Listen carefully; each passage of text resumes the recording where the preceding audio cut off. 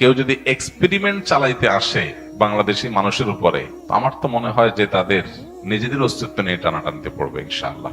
আমাদেরকে যারা কোণঠাসা বানায় রাখে, দাস বানায় রাখে, প্রেসারে রাখে, চাপে রাখে, দখলদারিত্বের মানসিকতা রাখে, খবরদারের মানসিকতা রাখে, ঘৃণা ভরে তাদের এই মাতবরি আমরা প্রত্যাখ্যান করব। আমাদের স্বাধীনতার জন্য হুমকির যে সমস্ত পদক্ষেপ তারা নেয় সেগুলোর বিরুদ্ধে আমরা প্রত্যেকটা মানুষ লড়বো ইনশাআল্লাহ। সম্প্রতি কিছু উগ্র ভারতীয়দের দেখা যাচ্ছে তারা আমাদের দেশকে দখল করার জন্য উঠে পড়ে লেগেছেন, তাদের সুরে গান গাইছেন আমাদের দেশের কিছু লোক।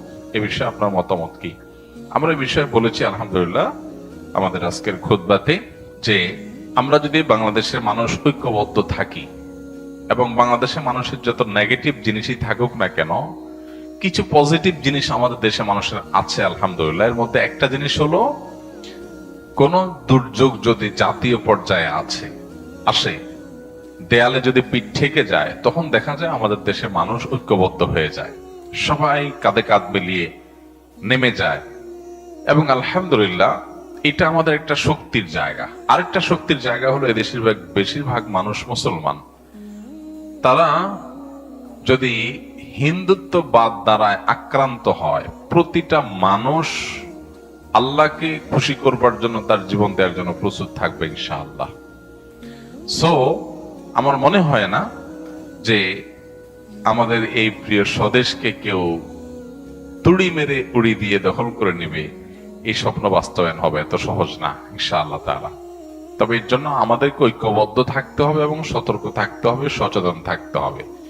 আমরা অনেকে দেখা যায় আজকাল বলি যে আমরা যুদ্ধ চাই, যুদ্ধ চাই। যুদ্ধ চাওয়া হাদিসে নিষিদ্ধ।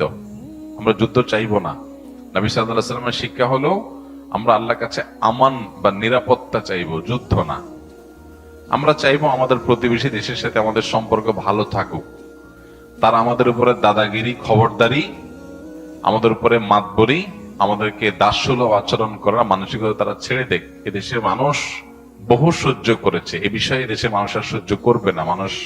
প্রত্যেকটা মানুষ ক্ষোভে ফুঁসে উঠছে, এটা তাদের বোঝা উচিত। তারা যদি এটা বুঝেন তাহলে ভালো প্রতিবেশী হয়ে আমরা থাকতে পারি, বসবাস করতে পারি। সেটা তাদের জন্য কল্যাণের, আমাদের জন্য কল্যাণের।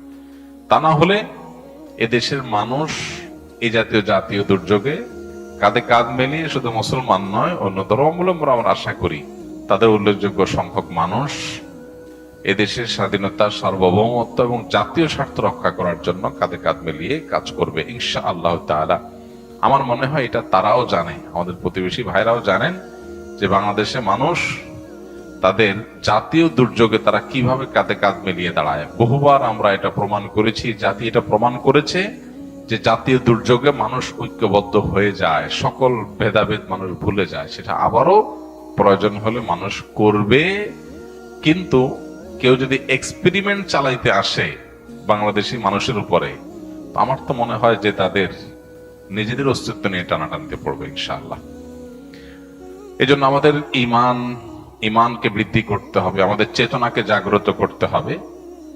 অ্যাজ এ মুসলমান আমাদের মধ্যে এই মানসিকতা থাকতে হবে যে আমরা আল্লাহর জন্য আমাদের জীবনও প্রয়োজনীয় দিতে আমরা প্রস্তুত। আমাদেরকে যারা কোণঠাসা বানায় রাখে, দাস বানায় রাখে, প্রেসারে রাখে, চাপে রাখে, দখলদারিত্বের মানসিকতা রাখে, খবরদারের মানসিকতা রাখে, ঘৃণা ভরে তাদের এই মাতবরি আমরা প্রত্যাখ্যান করব। আমাদের স্বাধীনতার জন্য হুমকির যে সমস্ত পদক্ষেপ তারা নেয় সেগুলোর বিরুদ্ধে আমরা প্রত্যেকটা মানুষ লড়বো ইনশাআল্লাহ। আমরা যদি সতর্ক থাকি তাহলে ইনশাআল্লাহ কোনোদিনই তারা সেটা করতে পারবে না ইনশাআল্লাহ।